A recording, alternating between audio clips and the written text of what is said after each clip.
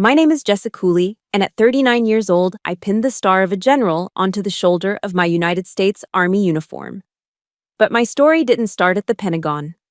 It started on a bitterly cold winter night in Maine when I was just 18. When my father, a man respected by the entire town, looked me dead in the eye and declared with ice in his voice, "The thing in your belly is a sin, and you are its vessel. This house will not be defiled by you any longer." I can still see my brother's smug smile as he whispered, "Finally, the trash is taking itself out." They threw me out into the snow, with a single suitcase and the tiny, growing life inside me, and left me for dead.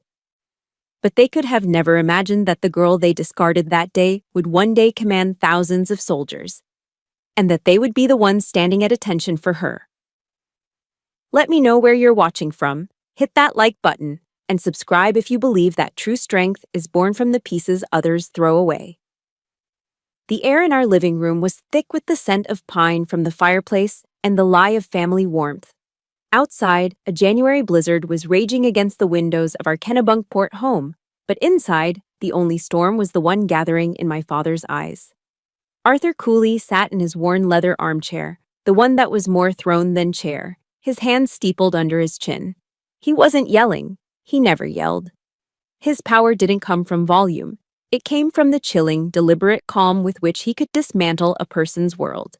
He spoke about the Cooley family honor as if he were giving a lecture at the town hall. His voice a low, resonant hum that filled the oppressive silence. He didn't look at me, not at first. His gaze was fixed on a point just below my heart, on the slight curve of my stomach hidden beneath my sweater. That's where his shame lived now, inside me. "We will tell people you've gone to Boston," he announced, his tone as flat and final as a judge's gavel. "To care for an ailing aunt. The matter will be handled. Quietly." The word matter hung in the air, a cold, clinical term for the child I already loved more than my own life. My hands, resting protectively on my belly, began to tremble. I found a sliver of my voice, a sound so thin and fragile I barely recognized it as my own. "But, Dad, this is my baby." For the first time that night, his eyes lifted to meet mine.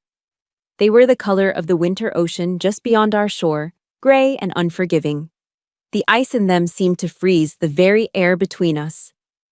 "It is not my grandchild," he stated, each word a perfectly formed shard of glass.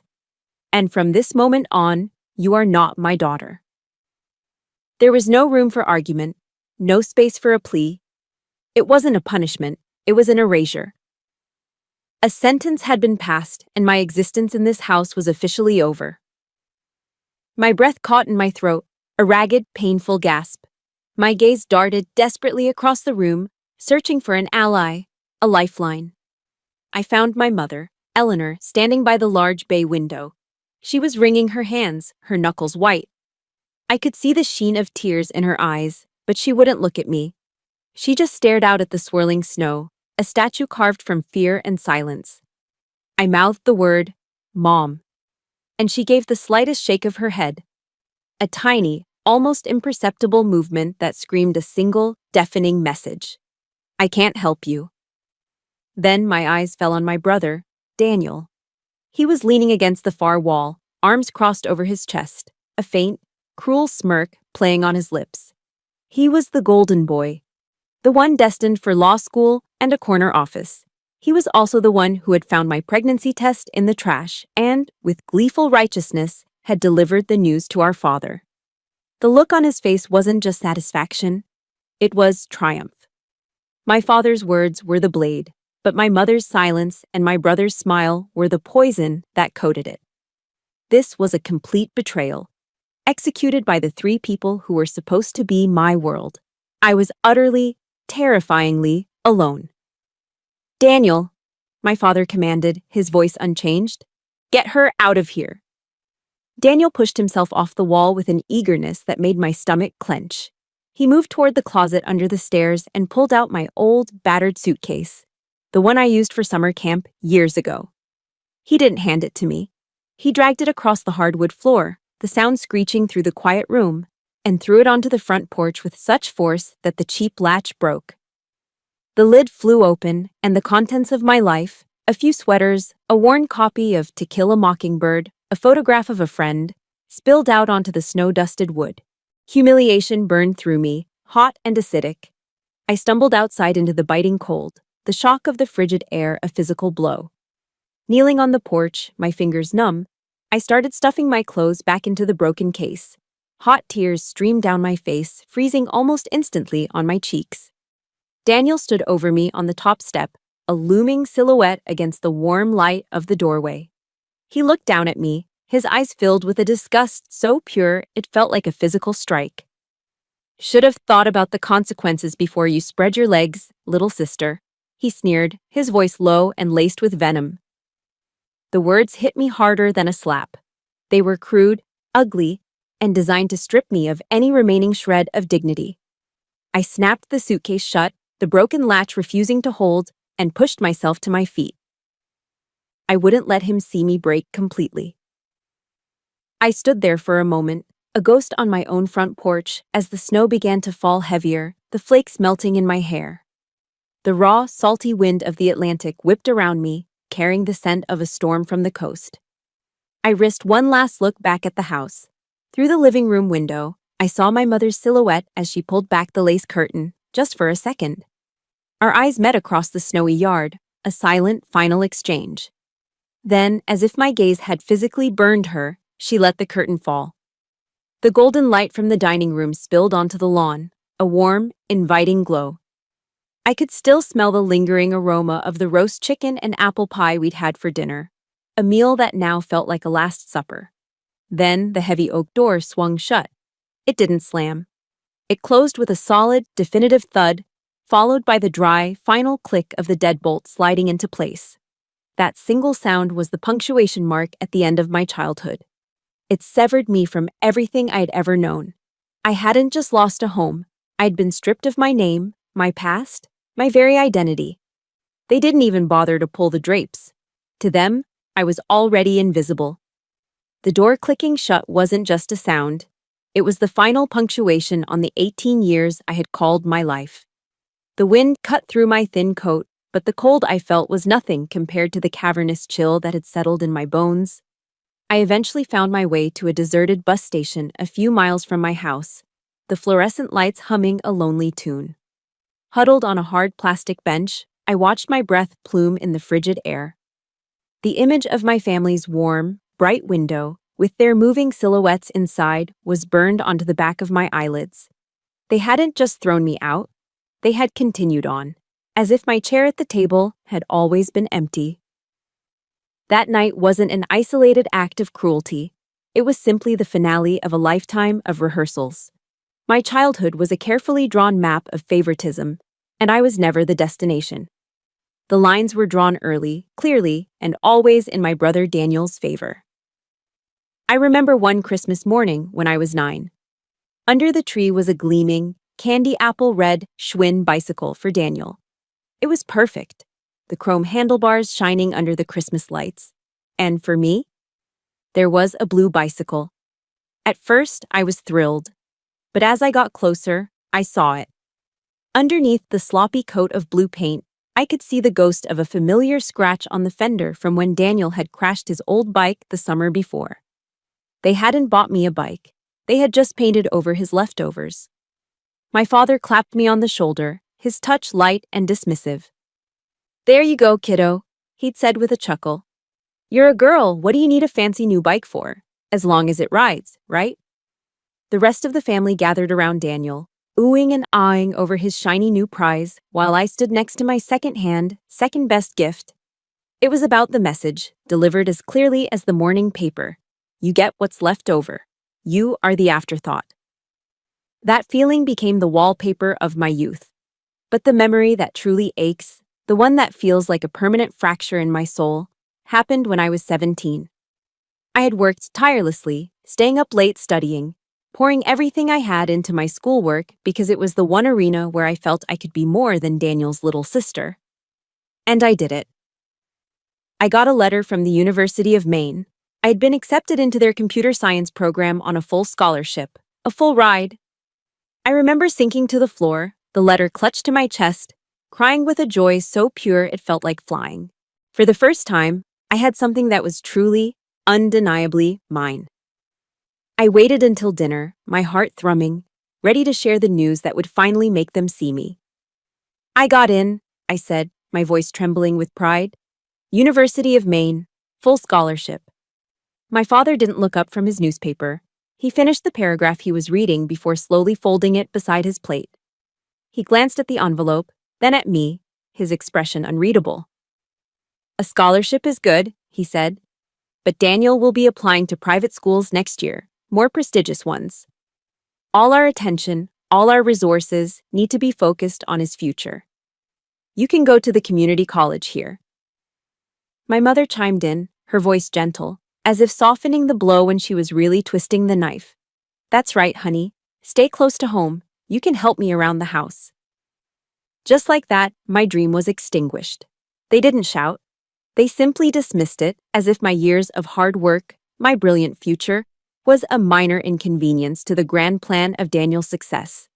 The world I had seen opening up, a world of code and a life I built for myself, shrank back down to the four walls of that house. The last Thanksgiving I spent with them was the clearest picture of my place in the Cooley family. Daniel brought his new girlfriend home. My mother had been cooking for 2 days, the house filled with the smells of roast turkey and pumpkin pie. My father opened a bottle of expensive red wine. The entire evening was an orbit around Daniel, his football stats, his plans for college. I was a spectator, a ghost at the feast. I tried once to join the conversation, mentioning a science project I had just won an award for. My father held up a hand, cutting me off. Later, Jessa. We're talking about Daniel's future. I fell silent, looking down at my plate piled high with food I no longer had the appetite to eat. I was at a table laden with abundance, yet I had never felt so starved.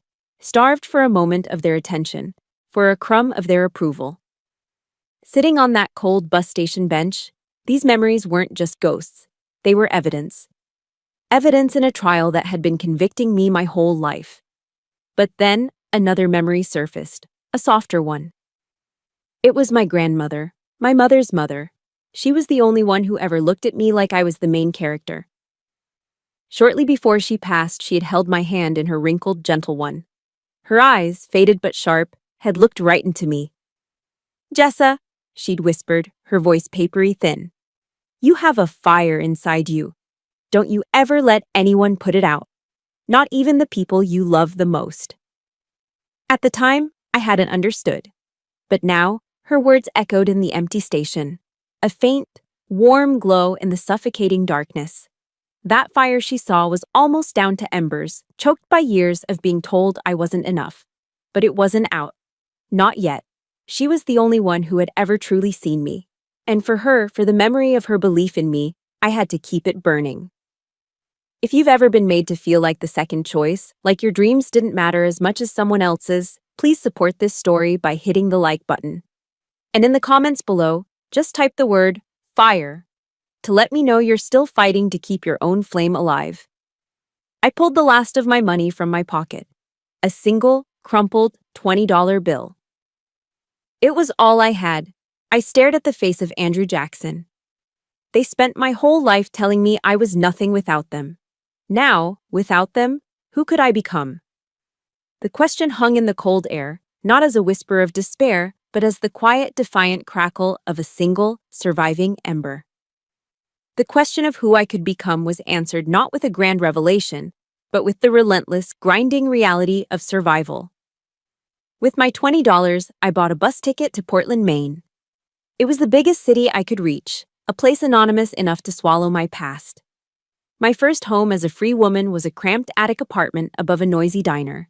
The air was permanently saturated with the smell of stale coffee and sizzling bacon grease, a scent that clung to my clothes, my hair, and every page of the few books I owned. Below me, the diner was a constant cacophony of shouting cooks, clattering plates, and the jukebox that only seemed to have 3 songs. That tiny, grimy room was my sanctuary and my prison. My life became a brutal, repeating loop, a marathon with no finish line. My day started at 5 a.m. From 6 until 2 in the afternoon, I was a waitress at the diner downstairs. I learned to balance 4 heavy plates on one arm, to smile when my feet felt like 2 blocks of burning cement inside my cheap sneakers, and to navigate the narrow aisles with a growing belly that was becoming harder to hide. The pay was minimal, the tips even less so. Then, from 5 in the afternoon until midnight, I had a second job washing dishes at a seafood restaurant down by the wharf. I'd stand for hours in front of a giant industrial sink, my hands plunged into scalding, soapy water, scrubbing away at the remnants of other people's expensive meals. The harsh chemicals turned my hands raw and calloused, the skin cracking and bleeding in the cold air. Food was whatever was left over at the end of my shift. A half-eaten basket of fries, a bowl of clam chowder that was about to be tossed. I'd eat quickly, standing in the steamy kitchen, before starting the long walk home. Every dollar, every quarter, was meticulously counted and tucked away in an old coffee can for the baby. For my daughter. The physical exhaustion was a constant, heavy blanket I couldn't shake off. But some days, the hollowness inside, the profound loneliness, was a sharper pain than my aching back or swollen feet. Being pregnant and alone in a new city made me a target for whispers and judgmental stares. I could feel them, the sideways glances from other waitresses, the disapproving frowns from older customers. One afternoon, a woman at a corner booth, a regular with perfectly coiffed gray hair, had been watching me all morning. When she left, I went to clear her table and saw she had left no tip. Instead, there was a note, scrawled on a napkin in neat cursive. "You should have kept your legs closed." I stood there for a moment, the napkin trembling in my hand. The same shame my father had tried to brand me with had followed me here. It was in the air, in the eyes of strangers. I didn't cry. I simply crumpled the napkin into a tight ball, my heart constricting in my chest, and threw it in the trash with the leftover scraps of her lunch. I learned to build an invisible wall around myself. My waitress smile became a mask, a piece of armor to hide the wounds that were still weeping underneath. My greatest fear wasn't the loneliness or the judgment. It was failure. It was the terrifying possibility of being evicted, of having nowhere to go when the baby arrived. That fear took the form of a single piece of paper. One day, a bright red overdue rent notice was tacked to my apartment door. Seeing it felt like a punch to the gut. My landlord, a gruff man who seemed to have a permanent scowl, had made it clear he offered no second chances. I took the notice inside, but I didn't hide it. I didn't cry. Instead, I taped it to the cracked wall across from my lumpy mattress. Next to the menacing red number, I took a pen that was nearly out of ink and wrote 3 small words. Just one more day. It became my mantra, my prayer, my battle cry. Every morning when I woke up before the exhaustion had fully set in, I would look at that notice. It wasn't a symbol of defeat, it was my reason to fight. I just had to get through the next 24 hours, survive one more shift, earn one more day's rent. It wasn't living, it was existing, one sunrise at a time. And every single night, no matter how tired I was, no matter how much my body ached, I had a ritual.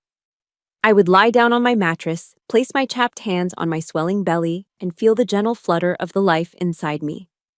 I would whisper into the darkness of my tiny room, my voice soft but steady.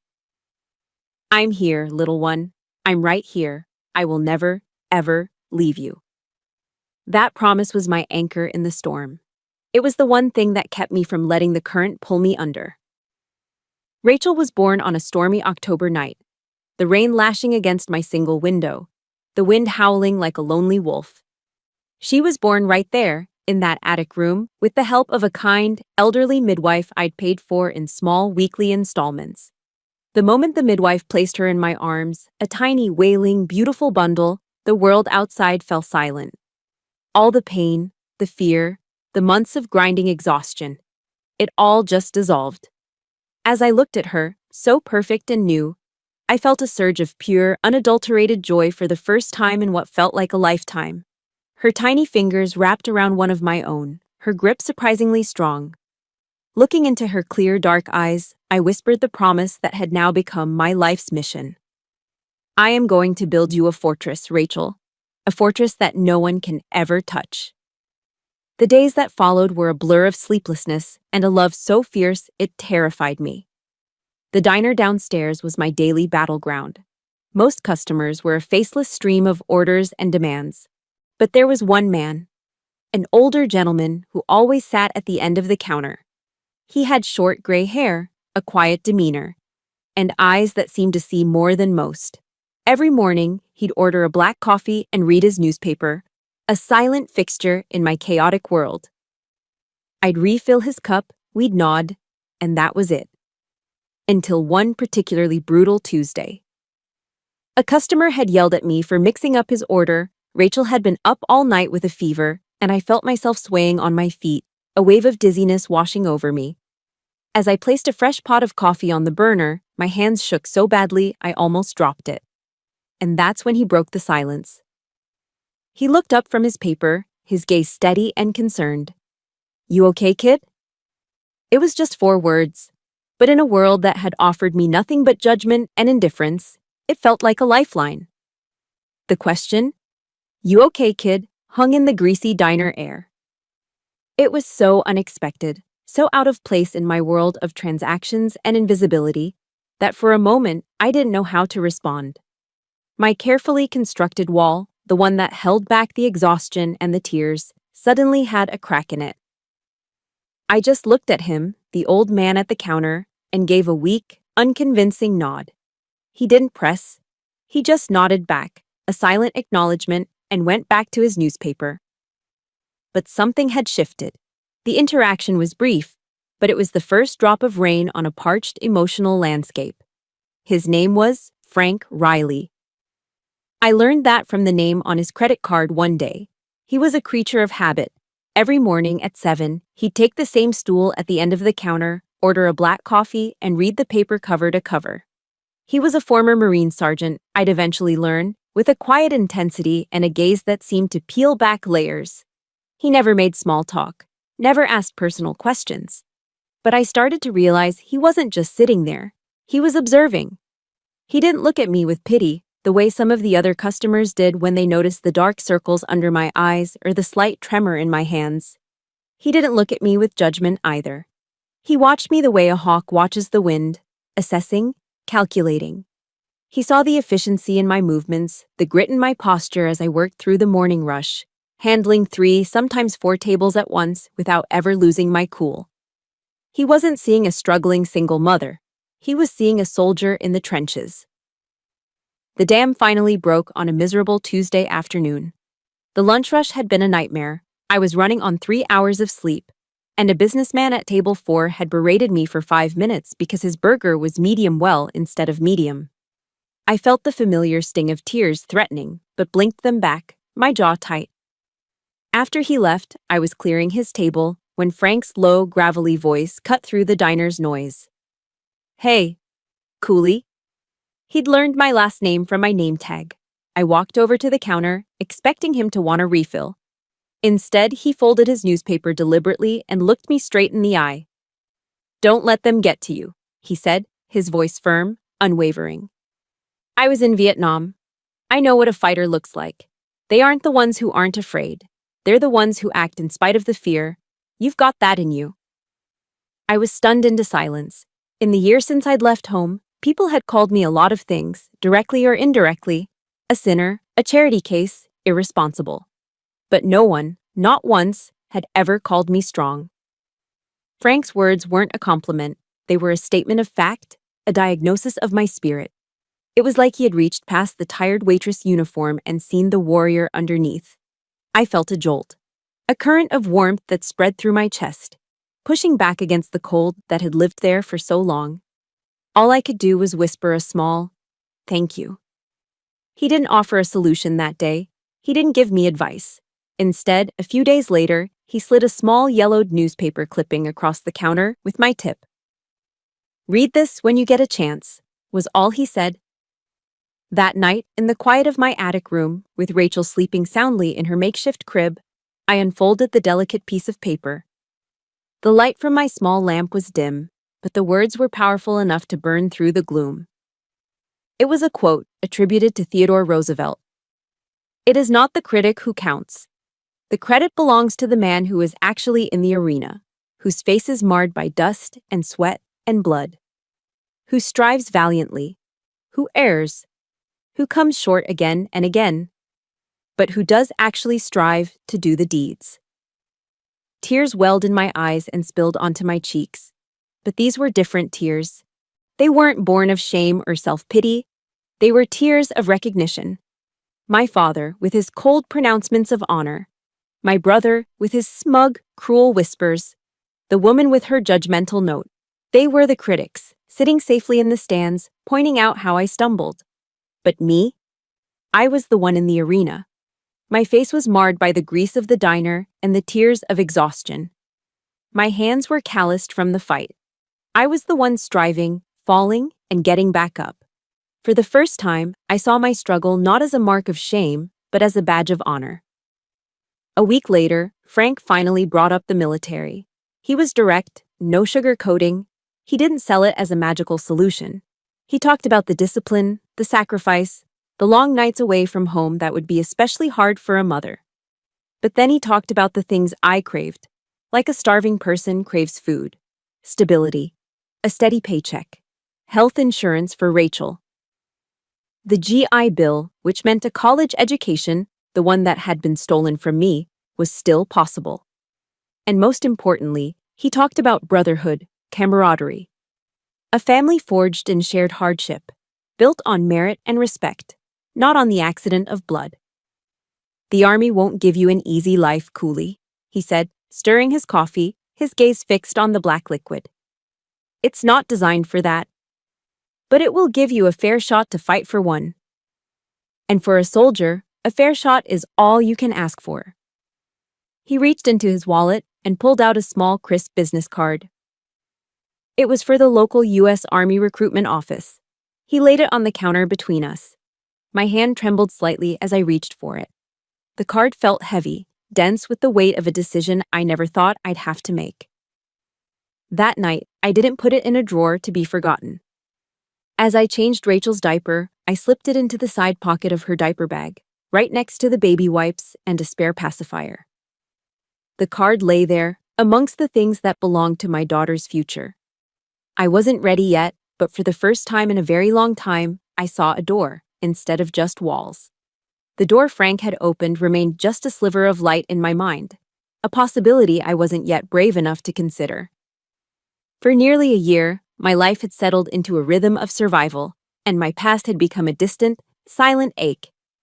Then, a letter arrived. The envelope was a soft cream color, my name and address written in my mother's familiar, elegant script. It was the first contact of any kind since that night. My hands trembled as I opened it. The letter was filled with carefully chosen words of counterfeit remorse. She missed me, she wrote. She thought of me every day. My father had calmed down considerably and was asking about his granddaughter. They wanted to see Rachel. They wanted to see me. As I read those words, a stupid, fragile sliver of hope pushed its way through the hardened soil of my heart. It was a foolish hope, the kind you know is dangerous but can't help but feel. Maybe the birth of a child, an innocent baby, really had softened them. Maybe time had granted them perspective. Maybe they finally realized what they had lost. I was naive enough to let myself believe it. We agreed to meet at a neutral, anonymous coffee shop halfway between Portland and Kennebunkport. I arrived early, my stomach churning with a mixture of anxiety and that treacherous hope. My father didn't come. It was just my mother and Daniel, sitting at a small table by the window. My mother looked older, thinner, the lines of worry etched deeper around her eyes. Daniel looked exactly the same, smug, entitled, his expensive sweater a stark contrast to my own worn-out coat. He glanced at Rachel, who was sleeping peacefully in her stroller, with a look of cold curiosity, like a scientist observing a specimen. My mother slid an envelope of cash across the table, along with a bag of new baby clothes. "For you and the baby," she said, her smile not quite reaching her eyes. The first few minutes were a strained dance of pleasantries. They asked how I was managing. I gave vague, one-word answers. They remarked on how beautiful Rachel was. The conversation felt like walking on a frozen lake, the ice thin and cracking with every step. Then, Daniel began. Look at her, so precious, he said, leaning forward to peer at Rachel, his voice dripping with faux sentimentality. She deserves a proper home, Jessa. A real father, a future. You can't give her those things, not really. My blood ran cold. This wasn't a reconciliation, this was an ambush. My mother picked up where he left off, her tone gentle, loving, which made the words themselves feel like 1,000 tiny cuts. Jessa, honey, your father and I have been talking. We've found the perfect solution. She reached across the table, trying to take my hand. We want you to let Daniel and his wife adopt Rachel. The world stopped. The background noise of the coffee shop, the hiss of the espresso machine, the murmur of conversations, faded into a dull roar in my ears. I stared at her, certain I'd misheard. But the earnest, resolute look on her face told me I hadn't. They've been having trouble conceiving, she continued, as if explaining a simple business proposition. Rachel would have a complete life, a proper family, a father who can provide for her. And you could still be in her life, of course. You could visit. It's the best thing for everyone, especially for the child. I sat there frozen, my hand still clutching my now cold cup of coffee. They didn't want to heal. They wanted to erase me again. But this time, it was worse. They wanted to strip me of the one identity that had given me the strength to survive. My role as a mother. They wanted my daughter. I finally found my voice, a strangled whisper. No. Daniel's face hardened, the mask of concern dropping away to reveal the familiar sneer beneath. Don't be so selfish, Jessa, he snapped, his voice rising. You're ruining her life out of your own stupid pride. Dad was right about you. You were just the vessel. The word vessel hit me with the force of a physical blow, throwing me back to that horrible night on the porch. My mother saw the look on my face and tightened her grip on my arm, her eyes welling with theatrical tears. Think of her soul, Jessa, she pleaded, her voice taking on a righteous, pious tone. She needs to be raised in a God-fearing home. Your father quotes the scripture about saving the innocent. This is her salvation. We're offering to bring her into the grace of the Lord. I snatched my hand back as if her touch had burned me. The hypocrisy was suffocating, the manipulation so profound it made me want to scream. They were using God as a weapon, twisting faith into a justification for their cruelty. This wasn't about Rachel's soul. This was about their reputation, their control. I stood up so quickly my chair scraped loudly against the floor. I reached into the stroller and lifted my sleeping daughter into my arms. Her solid, warm weight against my chest was the only real thing in the room. It was my anchor, my truth. She already has a family, I said, my voice low and shaking with a rage so deep it terrified me. She has me, and that is all she needs. I turned and walked away, not looking back. I left them sitting there, with their cash and their baby clothes and their self-righteous expressions. The faces of people who had convinced themselves that cruelty was a form of love. The walk back to the bus station was a blur. When I finally got back to the suffocating quiet of my attic room, I gently laid Rachel in her crib. She stirred for a moment, then settled back to sleep, her tiny chest rising and falling in a rhythm of perfect innocence, and I finally broke. I slid down the wall, my body shaking with silent, racking sobs. It wasn't just anger. It was raw, primal fear. They had money. They had influence. My father was a respected man. What was to stop them from coming back with lawyers and court orders, painting me as an unfit, sinful mother? They had the power to take her from me. My wild, terrified gaze fell upon the diaper bag in the corner, the business card. Frank's words echoed in my head. A fair shot to fight. My fear began to curdle, hardening into something else. Something cold and sharp. Resolve. I crawled over to the bag, my hands still shaking, and pulled out the card. I stared at the crisp, black letters, United States Army. They wanted to take everything from me, my past, my future, and now my child. They wouldn't stop. I couldn't fight them with a waitress's tips and a broken heart. I couldn't fight them alone. I needed a uniform, I needed a fortress, I needed an army at my back. Sleep was impossible that night. Every time I closed my eyes, I saw my mother's tear-filled, pleading face and my brother's predatory smile. The four walls of my tiny attic room felt like they were closing in, squeezing the very air from my lungs. I held Rachel to my chest, her warmth a fragile shield against the cold terror that gripped me. My mind raced, painting vivid, horrifying scenarios. I could see them showing up with a lawyer, a man in an expensive suit holding a stack of legal documents. I could hear them in a courtroom, my father using his respected community standing, my mother crying on the witness stand, both of them testifying about my instability, my sin. They had money, connections, and the power of public opinion on their side. I had nothing but a fierce, desperate love for my child.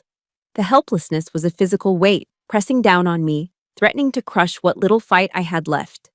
But then, something else rose through the fear. It started as a low burn in the pit of my stomach and spread through my veins like wildfire. It was rage, a pure, clarifying rage that burned away the panic.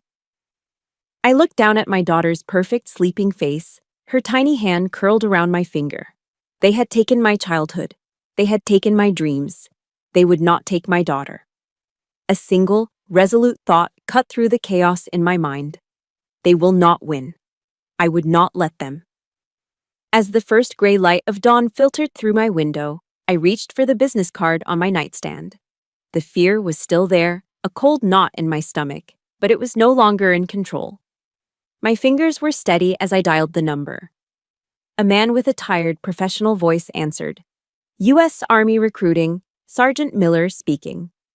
My voice, when it came out, was clear and hard, devoid of the tremor that had plagued it for the last year. My name is Jessica Cooley. I want to enlist. Immediately. There was a brief pause on the other end of the line. Ma'am, the process takes...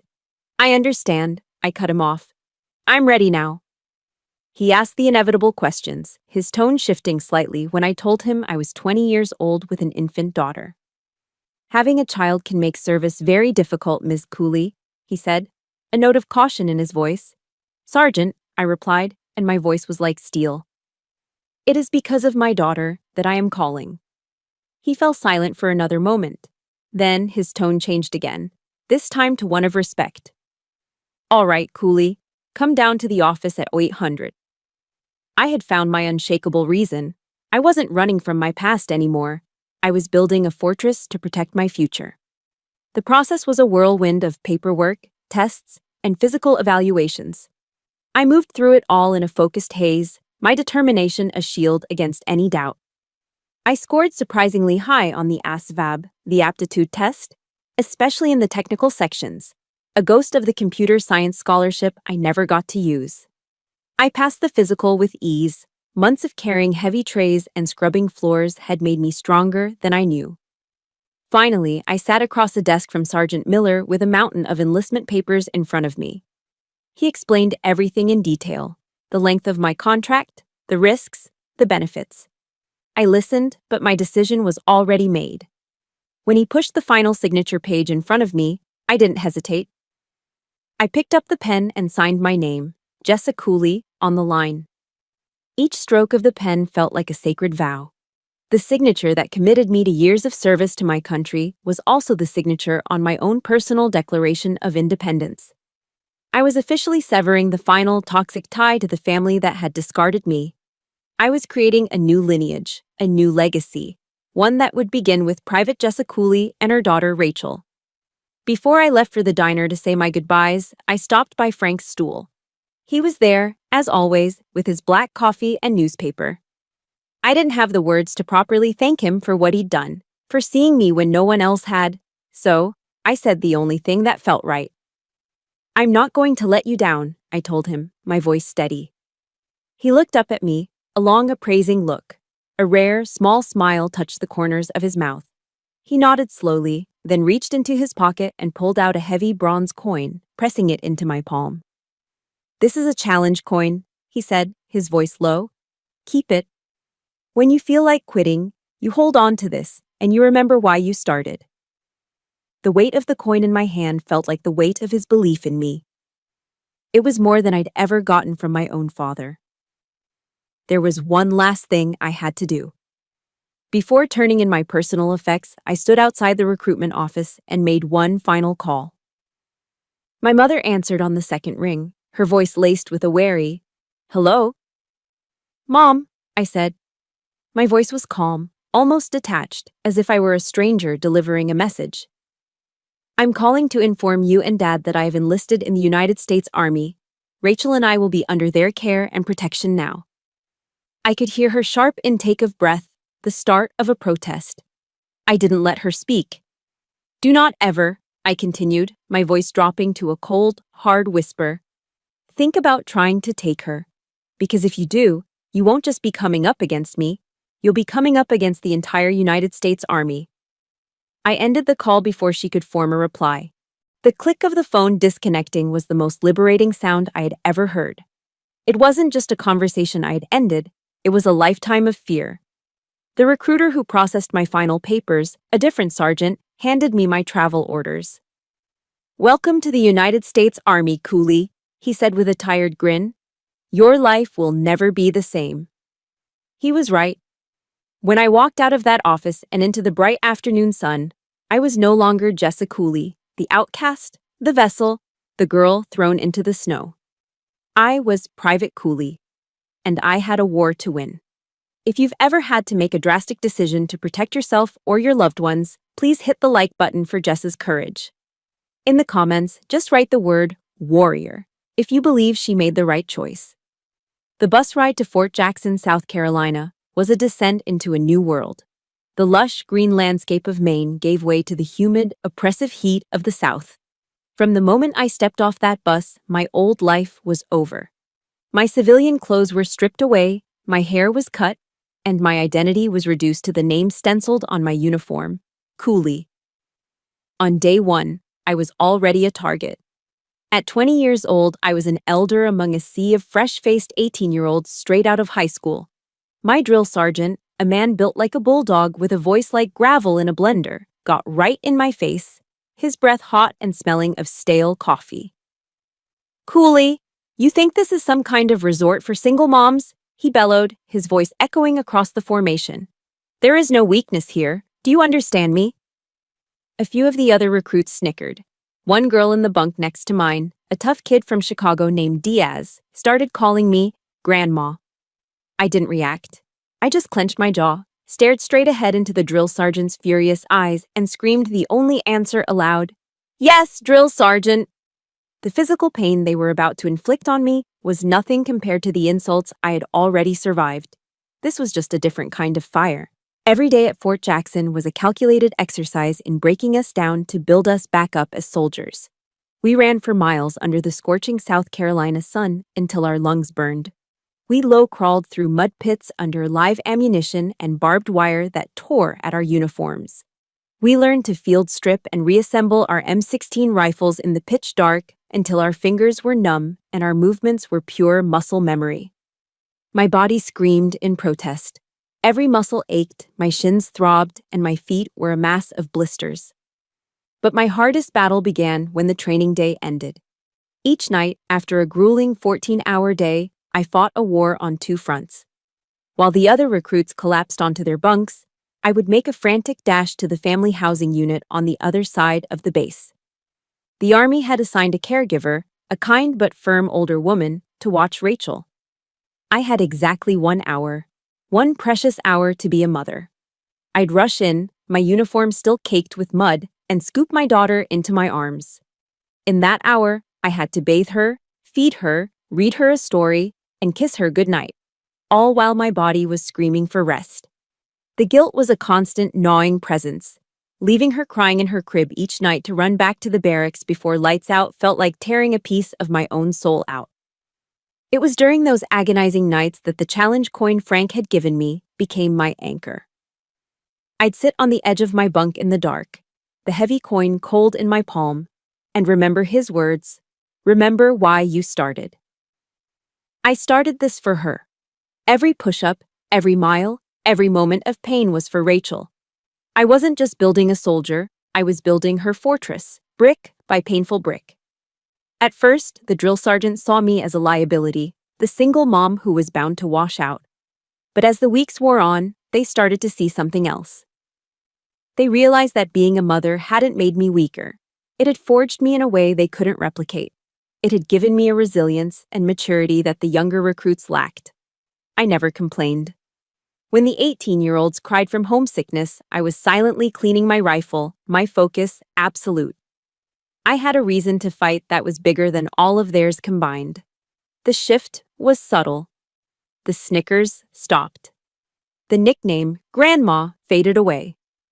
One day, during a particularly brutal ruck march, Diaz, the girl who had mocked me, collapsed, her leg seizing with a vicious cramp.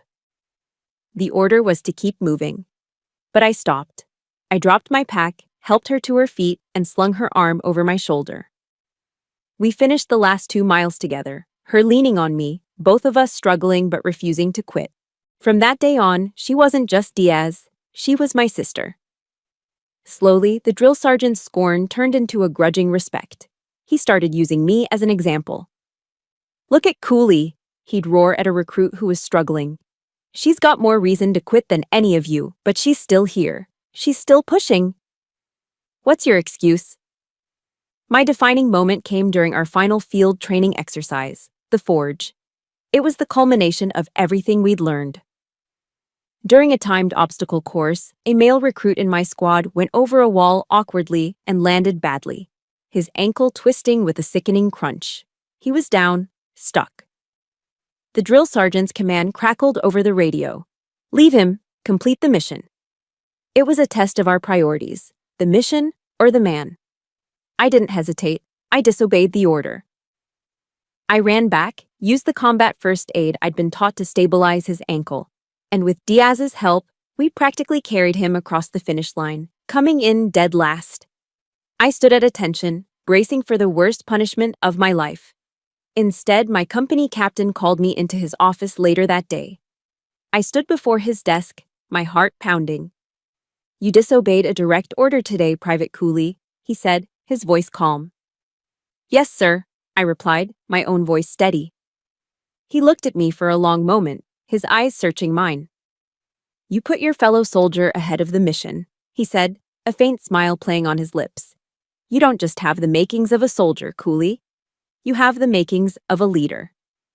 10 weeks after arriving as a broken young woman, I stood on the graduation field, transformed. I was no longer just Jessa. I was a soldier in the United States Army. And I wasn't just any soldier. I was the distinguished honor graduate of my company, the #1 trainee out of 200. As my name was called, I scanned the crowd of cheering families. And I saw her. Rachel, sitting on our caregiver's lap, clapping her tiny hands and waving a small American flag. Our eyes met across the field, and in that moment, all the pain, all the sacrifice, became worth it. The honor grad star on my uniform today was just the beginning. I would earn all the other stars. For her. The title of honor graduate wasn't just an award, it was a key. My company captain, the man who had seen leadership in my act of defiance, pulled me aside after graduation. He told me that my test scores and my performance record made me a prime candidate for officer candidate school. "Don't waste that potential, Cooley," he'd said. "Enlisted soldiers win battles. Officers lead them." His words resonated with the promise I had made to myself, the promise to earn all the stars. So, I applied. Officer Candidate School at Fort Benning, Georgia, made basic training feel like a summer camp. It was a relentless intellectual and psychological crucible designed to find the breaking point of every candidate. We were pushed physically, but the real war was fought in our minds. Late nights studying strategy, early mornings leading tactical exercises, and constant evaluations of our leadership abilities. I thrived in that environment. The pressure, the exhaustion, it was all familiar territory. But here, for the first time, my efforts were not only seen, they were rewarded. I graduated as a second lieutenant in the United States Army. The day of my commissioning ceremony was bright and sunny. Standing on that parade field in my crisp new uniform, I felt a sense of pride so profound it was almost overwhelming. But the proudest moment of my life came when they called for a family member to pin on my new rank. A small figure detached herself from the crowd and walked toward me with solemn importance. It was Rachel. Now 5 years old, she was dressed in a pretty blue dress, her face a perfect mixture of awe and concentration. With the help of my captain, she carefully pinned the single gold bar of a second lieutenant onto my shoulder. A photographer captured that moment. My daughter, my reason for everything, officially making me an officer. That photograph would become the first and most important piece in the collection on my wall, the start of my new family legacy. But life as a young officer and a single mother was a tightrope walk over a canyon of guilt and sacrifice. My days were a blur of responsibility. I'd stay up half the night meticulously planning platoon movements or studying field manuals, only to be up at 600 to make Rachel breakfast and braid her hair before dropping her at the on-base daycare. The sacrifices were constant, and they cut deep. I missed her first school play because I was in the middle of a month-long field training exercise. I listened to her sing her song over a crackling satellite phone, my heart aching with a pain that no physical exertion could match. The guilt was a constant companion, a shadow I could never quite outrun. But I learned to turn it into fuel. I would look at her picture taped inside my helmet and remind myself that every long day, every missed bedtime story, was an investment in her future. I was building her fortress, and fortresses require sacrifice. It was during a conversation with an army chaplain, a kind man with gentle eyes, that I found a new perspective. He wasn't preachy, but he shared a verse from the Bible that stuck with me. Then you will know the truth, and the truth will set you free. For me, it wasn't just about faith. It was about the idea that truth, my truth, had a power I hadn't yet learned to wield. That idea became a weapon 2 years later, in the dust and heat of Iraq. I was on my first deployment, leading a signal platoon. One sweltering afternoon, a fellow lieutenant from Maine handed me his tablet. "Hey Cooley, check this out. Your old man's making news back home." On the screen was an article from the Portland Press-Herald. The headline read, "State Senator Cooley, Family and sacrifice are the bedrock of our nation." Below it was a picture of my father, Arthur Cooley, looking statesmanlike and sincere, speaking at a Veterans Day event. He was running for re-election, and his platform was built on the very values he had personally desecrated. A wave of nausea washed over me, so intense I nearly gagged. My father, the man who had called my unborn child a sin and me a vessel. The man who spoke of sacrifice from the comfort of his air-conditioned office while his own daughter was a world away in a combat zone. He was using the very words that defined my existence, family and sacrifice, as empty props for his political ambition. He had stolen my pain and turned it into a talking point. As if the universe had a sick sense of irony, a mail delivery arrived that same day. In it was a letter with my mother's familiar script. The timing was almost comical in its cruelty. I took it back to my sweltering tent, the distant thud of a mortar, a dull counterpoint to the pounding in my head. I tore it open. It was the same hollow refrain. "Your father has changed. He asks about Rachel all the time. Family should be together." I read the letter under the weak glow of a single light bulb, the words blurring with the rage in my eyes. They hadn't changed. This wasn't about love or reconciliation. This was about control. Maybe his political advisors had told him an estranged military daughter was a bad look. Maybe they just wanted to pull me back into their orbit to silence the one person who knew the truth. I didn't write back. I didn't even crumple the letter in anger. I calmly walked outside, into the cool of the desert night. I found an empty burn barrel, a rusty steel drum we used for trash. I held a lighter to the corner of the envelope. The paper caught, the flame greedily consuming my mother's pretty words, turning them into black, curling ash. As I watched the last ember die, I realized something with chilling clarity. That fire hadn't just destroyed a letter. It had incinerated the last, foolish vestiges of hope for an easy reconciliation. Peace could not be built on a foundation of lies. True forgiveness could only come after the truth was acknowledged. And my father, Arthur Cooley, would never acknowledge the truth willingly. Not unless I made him. I went back to my tent and looked at my uniform, hanging neatly, ready for the next mission. He could talk about honor. I was living it. My path was clear. From now on, the Cooley family the world knew would be the family of General Cooley, not politician Arthur Cooley. It was no longer just a dream. It was a mission. The years between my mission in Iraq and my promotion to brigadier general were a blur of deployments, command posts, and relentless dedication. I had built my fortress, brick by brick, star by star. I now lived in a quiet, stately home in Arlington, Virginia, a world away from the attic apartment in Portland. 21 years after they threw me into the snow, I invited my family to my home for the first time. It was not an olive branch. It was a summons. The moment my father's black Lincoln sedan pulled into my driveway, the air grew thick with unspoken history. My aide-de-camp, a sharp young captain, met them at the door with crisp military formality. "Welcome to General Cooley's residence," he said, his emphasis on my title a subtle but clear opening salvo. My father, Arthur Cooley, stepped out of the car. Age and illness had stooped his shoulders, but he still carried himself with an air of unearned authority. My mother trailed behind him, a nervous shadow, while Daniel, now a balding corporate lawyer, looked around with a proprietary air, as if assessing the value of the property. But as they stepped into my living room, their confidence began to falter. This was not their territory. The room was filled not with family photos, but with the faces of my chosen family. Frank Riley sat in an armchair by the fireplace, looking as solid and immovable as a mountain.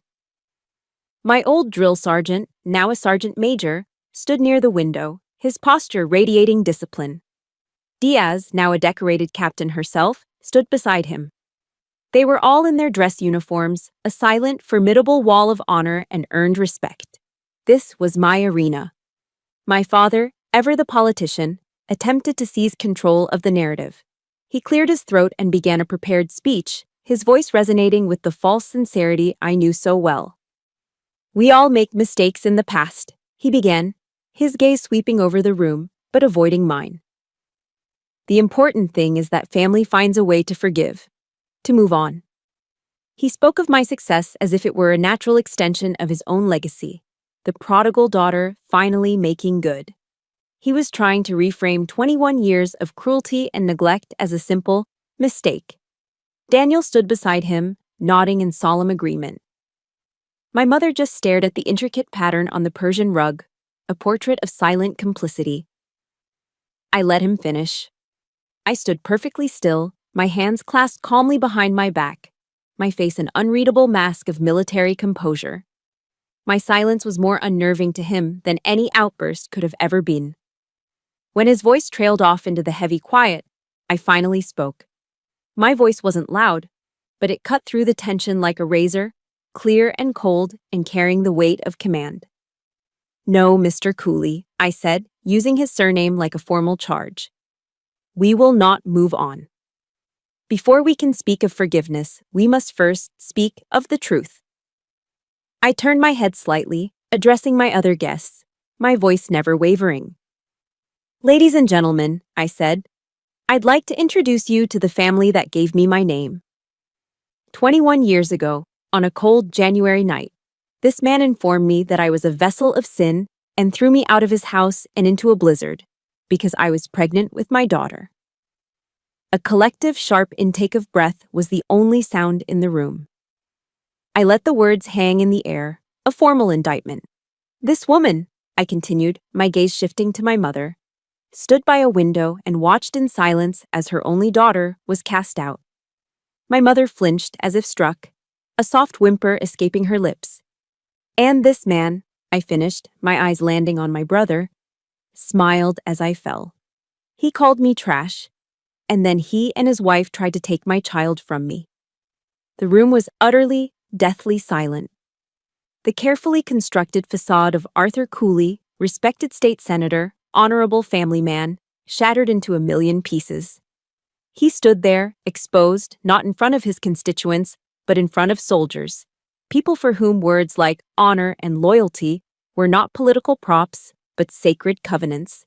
In their unblinking, judgmental eyes, he wasn't a powerful politician. He was just a coward. A weak, old man stripped bare by a truth he could no longer spin or deny. He looked at me then, truly looked at me. He wasn't looking at the girl he had thrown away. He was looking at a general of the United States Army, a woman who commanded thousands, a woman who held all the power in this room.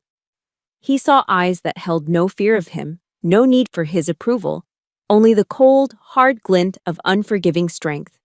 His face, already pale from his illness, turned ashen.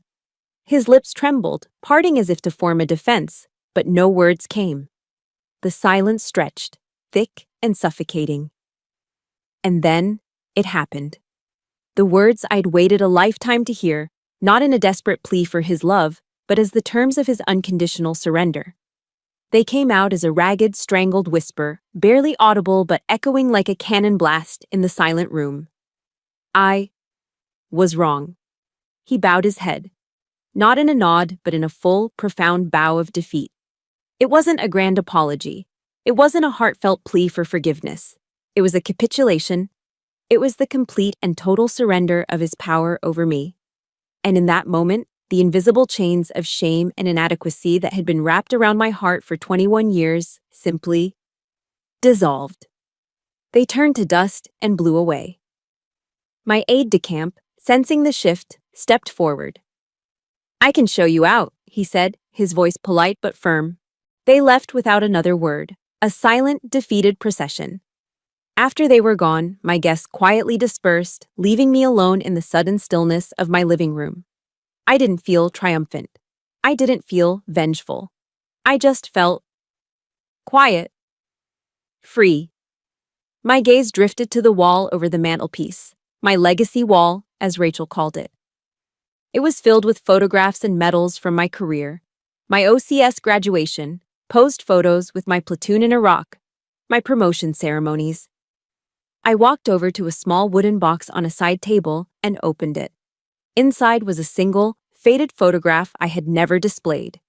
It was a candid shot a friend had taken just weeks before I was thrown out, of a scared, hopeful 18-year-old girl with the whole world in her eyes. I took the old photograph out of the box, walked to the wall, and placed it right in the center, next to my official portrait as a brigadier general. The frightened girl and the powerful woman, side by side. They were one and the same. Without that girl, there could never have been this general. Several years after that confrontation, on a quiet Christmas Eve, my old family was once again in my house. But this time, the air was different. It wasn't thick with tension, but rather thin with a polite, carefully maintained distance. There was no loud, boisterous holiday cheer, just the soft murmur of conversation, the scent of roasting turkey, and the quiet hum of a new, fragile kind of peace. My father, Arthur, was a different man. The years and his failing health had stripped him of his booming authority, leaving behind a frail, quiet old man who seemed lost in the grandeur of my living room. He spoke in short, hesitant sentences and looked at Rachel with a sort of bewildered wonder. Daniel, ever the awkward middleman now, made a strained effort to talk to Rachel about law school. He was clumsy, his questions generic, but he was trying. It wasn't a fairy tale reconciliation. The deep wounds of the past hadn't magically vanished, but the relationship was no longer a war zone. It was a carefully negotiated truce, an accepted reality. Over the years, I'd come to understand what forgiveness truly was. It wasn't about erasing the past or pretending the pain never happened. For me, forgiveness was about taking away their power to hurt me anymore. It was an act of self-preservation, the final step in building my fortress. During a quiet moment, I found my mother, Eleanor, standing before my legacy wall. She was gazing at the collection of photographs that told my story, not the one she had tried to write for me, but the one I'd written for myself. Her eyes traced over the photo of Rachel pinning on my first officer bar, a picture of Frank Riley, solemn and proud, and photos of the brave young soldiers I had commanded, some of whom never made it home. Interspersed among them were crayon drawings Rachel had made for me over the years, bright splashes of color amidst the uniformed seriousness. My mother stood there for a long time, her hand covering her mouth. When she finally turned to me, her eyes were filled with a profound, quiet sorrow. I miss so much," she whispered, her voice thick with unshed tears. I didn't offer empty platitudes or easy absolution. I simply placed a hand on her shoulder, a touch that was steady and calm. "Yes, you did," I said. It wasn't an accusation, it was just a fact, a truth that had to be acknowledged before anything new could begin. "But you're here now." It wasn't everything, but it was a start. A new foundation, built not on the shifting sands of lies, but on the bedrock of a fragile, shared truth. Later that evening, Rachel, now a brilliant and fiercely compassionate law student at Georgetown, came and stood beside me, watching the quiet family tableau. She had her grandmother's wisdom and a strength that was all her own. "You know," she said softly, "I read somewhere that family isn't the people who never break your heart. It's the people who show up with the glue." She glanced over at her grandparents and her uncle, her expression not one of anger, but of a gentle, knowing acceptance that was far beyond her years. She was the living, breathing proof that a strong, beautiful tree could grow from the most barren and broken ground. She was my greatest victory, the one that mattered more than any star or medal. To honor the man who had first shown me a door where I only saw walls, I had used some of my savings to establish a small scholarship fund. It was called the Frank Riley Foundation, and it provided grants to the children of single mothers serving in the armed forces. It was my way of taking the pain of my own past and transforming it into a promise for someone else's future. It was my glue. The story ends here, but my life, of course, goes on. It ends not on a battlefield or in a tense family reunion, but here, in the pre-dawn stillness of my office at the Pentagon. I'm standing at the window, a warm mug of coffee in my hands, looking out over the sleeping city of Washington, D.C. In the distance, the Washington Monument pierces the soft, gray light of the coming day. The single silver star on my shoulder feels solid, a familiar and reassuring weight. But it is no longer a weapon against my past. It is not a trophy of my father's defeat. It is simply a part of who I am now. My past is no longer a ghost that haunts me. I faced it. I owned it. I integrated it into my own legacy. The scared 18-year-old girl in the snow is not a memory I run from. She is the foundation upon which I stand. My victory was never about his surrender. It was not about the rank on my collar or the power I wielded. My true victory is the quiet peace that now settles in my soul as I watch the sunrise.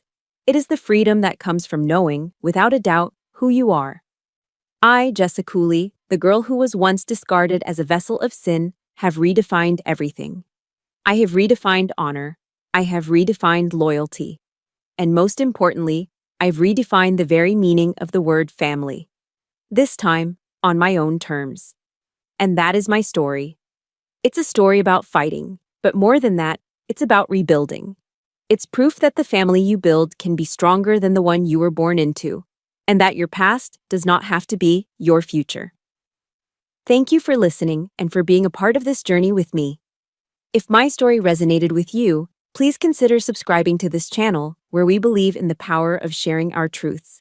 And in the comments below, I'd be honored if you would share just one word about what this story meant to you. Your strength inspires us all.